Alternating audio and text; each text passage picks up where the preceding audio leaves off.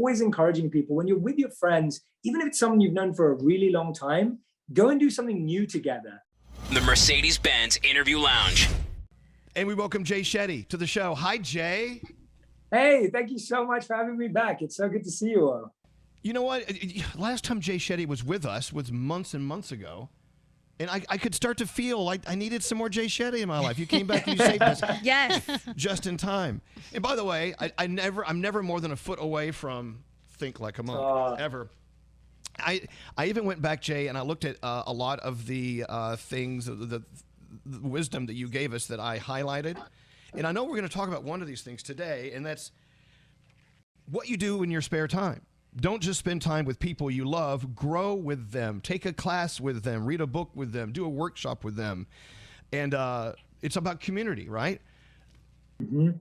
And it's all about growing with your community. I think what we don't realize is sometimes we have friends for a long time. We have people that we see every week, every month, but we do the same things with them. And when you do the same things, your relationship stays in the same place. And what we forget is that when we were kids, we did so many different things with our friends. We spent 8 hours with them at school. We then went off and did lots of different activities. And so we built these flourishing relationships. And I found even during the pandemic, there have been a couple of friends that I've been leading Zoom meditation circles with or communities with online.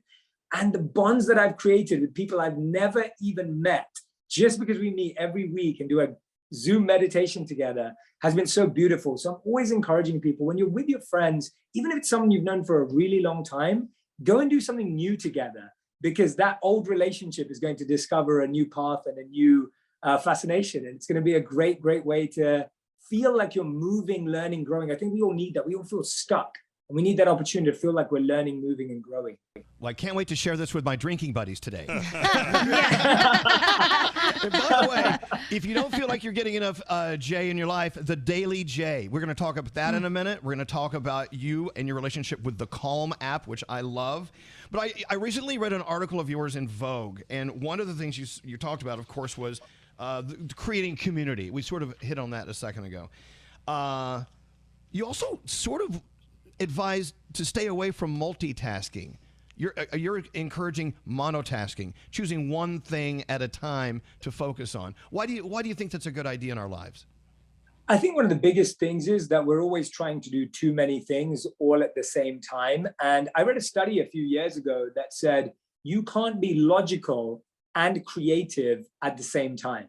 And most of us are moving from logical tasks to creative tasks. So we go from a work meeting that's very logical to trying to be creative, maybe in our personal lives, then going back to logic, and we're almost pulling our mind, pulling our brain to two different sides. It's like trying to drive from one side of New York City to the other side at the middle of rush hour. And you just keep getting stuck, and you keep challenging yourself. So what I say to people is, well, if you're doing a logical task, do a logical task really well.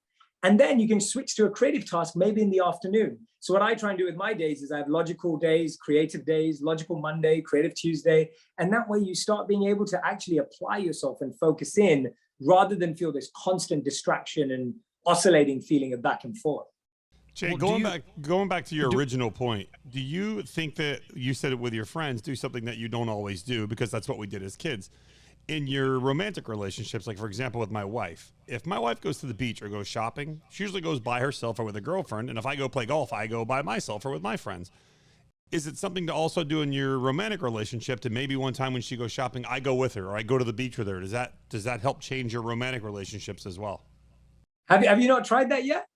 No, I don't. Every time she goes to the beach or shopping, she doesn't like when I go shopping, because I'm like, we don't need that. We don't need that. So she just doesn't want me there. Yeah. No, I actually, I think obviously it's up to each and every person. I usually think when you both do something new together that you both are not good at, that's really exciting, because you're now back on the even playing field where you're getting to experience something together for the first time. Whereas when you're playing golf and you've played for a long time, you're not having a new experience. She is, but you're not necessarily. So I encourage people to do completely new things together. Of course, it would be wonderful if you went shopping with her and she played golf with you. Of course, that's great.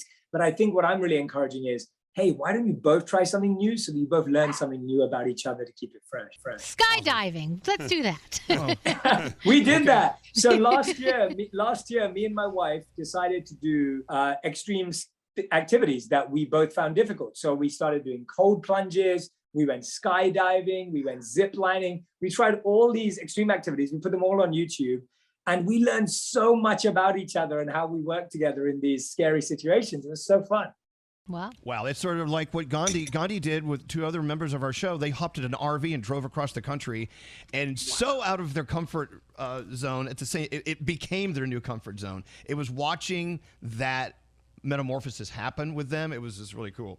By the way, just turning us on, this is Jay Shetty. He's now partnering with the Calm app. How did you get involved with them? I mean, you're now their chief purpose officer. We're going to call you the CPO. Yes, exactly. What is it all about, Jay? Share it with us. Well, so the journey started around 4 years ago, nearly 4 years ago now, and where I actually had the founders, Michael and Alex, over for lunch at my place.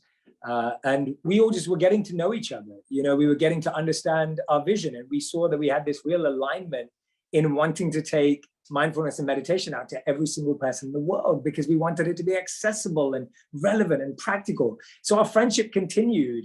And then at the beginning of the pandemic, I was feeling pretty unequipped to support everyone because, you know, I'm not a frontline worker, I'm not a doctor, and I wanted to be of service. So I started these daily meditations on Instagram Live, Facebook Live, and YouTube Live. I'd go live every day. I committed to 20 days where I'd say to people, hey, if you need some peace in your day, come and join me. It was accessible and free to everyone. And people joined so much that we extended the 20 days to 40 days. And over 40 days, we had 20 million views on those videos. So the amount of people that came and engaged, and I would bring them on after the meditation. And most people would say they never meditated. So that was almost the beginning of the Daily J. And today it's exclusively on Calm, where everyone can join me on Calm for 7 minutes every single day to meditate. And the best thing about it is that it has a story, an insight, a takeaway that you can think about for the rest of the day and practice for the rest of the day. And so we've really tried to create a platform that will help each and every person make meditation simple and easy to do. You know, meditation, not new to our show. Our friend Dan Harris, who wrote the book 10% Happier, he's been on with us many times.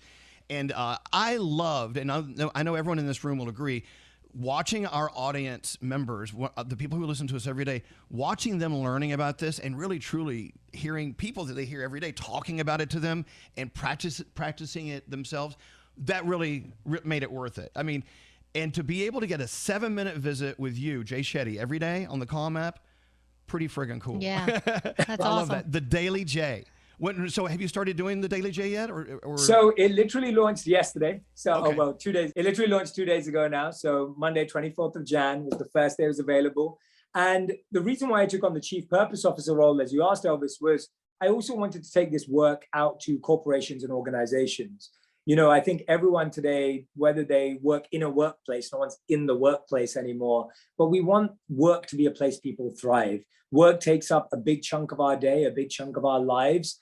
And mindfulness and meditation practices in the workplace can make a huge difference to relationships, bonds, connection, and our productivity and performance, but most importantly, how we feel about ourselves. And so that's where the Chief Purpose Officer role comes into.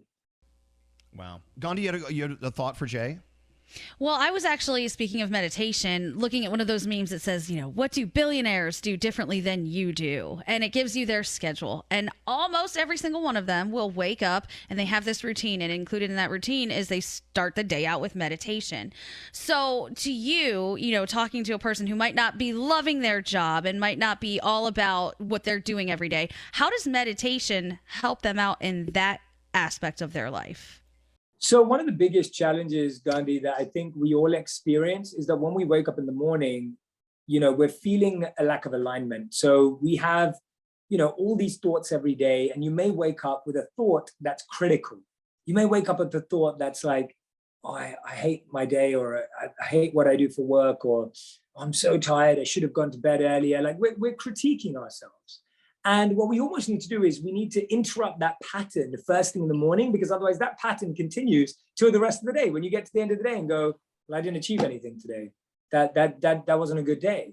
And so if you have a pattern interrupt at the beginning of the day or at the end of the day, which is where the Daily J comes in, it's a bit of coaching, it's a bit of guidance to help you steer away from those unhealthy thoughts to a healthy thought, to steer away from an unhelpful thought to a helpful thought. We're really trying to rewire people's thoughts to be thoughts that actually give them energy rather than thoughts that drain them of that energy. So that's what meditation or mindfulness is going to do. It's going to interrupt that pattern that's being built up day after day after day and give you a new way of thinking about the same situation.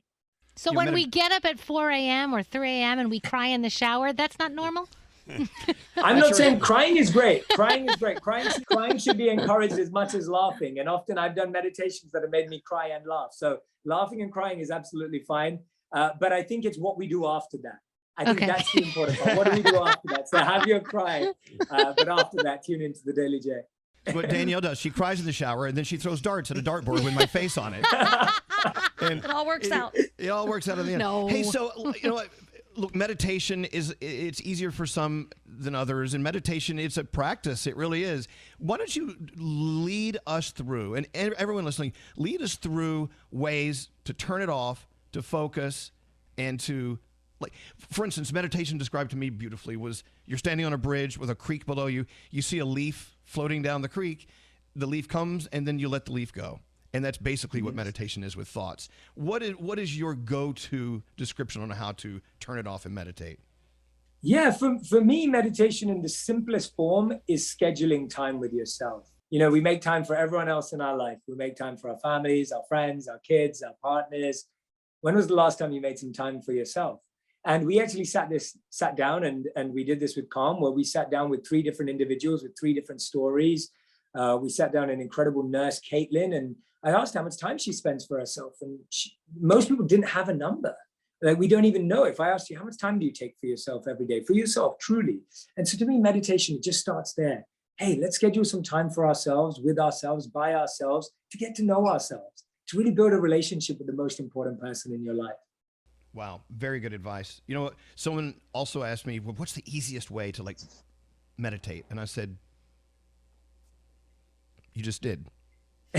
Silence. You know, silence is so fantastic in our lives. Also, I like what you said in the Vogue interview about how, quoting George Bernard Shaw, we don't stop playing because we grow old. We grow old because we stop playing. Isn't that just a great line? What about that line made you repeat it to us? It's been one of my favorite quotes for a long, long time because George Bernard Shaw said it best. I think we don't prioritize play enough, Elvis. I think as we get older, we think life becomes more serious, it becomes more organized, it becomes more focused, and we forget to play.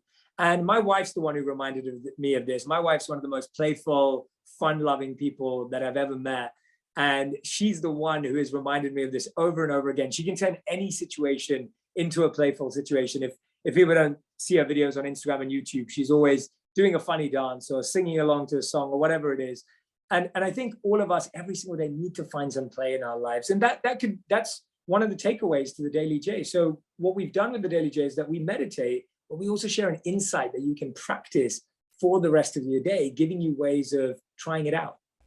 Wow, I love it. Yeah, if you're not following Jay, and Radhi is your wife's name, right? Yes, Radhi. She's a lot of fun. I like how she puts you in your place. She's very good at that. She's awesome. It looks like you guys play a lot. At least, you know, that's what you're showing us on social media. Let's talk about definitely. I want to get everyone on the Calm app. Let's talk about that. It's simple. It's CALM. I mean, go to your app store and there it is. And of course, it's been around for a while. The Calm app is not new on my phone, actually. But there are so many things you can do while you're visiting this incredible destination. And now with the Daily J, with Jay Shetty, why not? At least give it a try, right? Absolutely, yeah. I'd love for everyone to give it a try. All right. Well, Jay, thank you for coming on. And by the way, Think Like a Monk, still one of my all-time favorite books for forever. Thanks for sharing your life with us. It makes us a little more at peace. Do you guys feel a lot better 15 minutes after being with Jay? Yes, always. He's one of my favorite follows. Oh, you're so kind. I feel better from being with all of you. You guys, you know, this is what, you know, we just had a conversation about meditation and mindfulness, but we've been laughing, we've been playful. Like that's what it is, right? Like if we're in touch with our human selves through mindfulness and meditation, this is what it should feel like. It doesn't need to feel like this, oh, we've got to be serious, we've got to sit still. Like it doesn't need to feel that way. So this was beautiful. Thank you for showing everyone what a mindful meditative conversation looks like. Without doubt. Jay Shetty, the Calm app, the only 2 things you need to know today. Thank you, Jay. Come see us again soon, okay? Hurry. Thank you so much. Thanks, everyone. Hurry Thanks, back. Jay. We need you here daily with the Daily Show. Thank you. See you, Jay. Thanks, Have a everyone. good day. Bye. Take care. Thank you. The Mercedes-Benz Interview Lounge.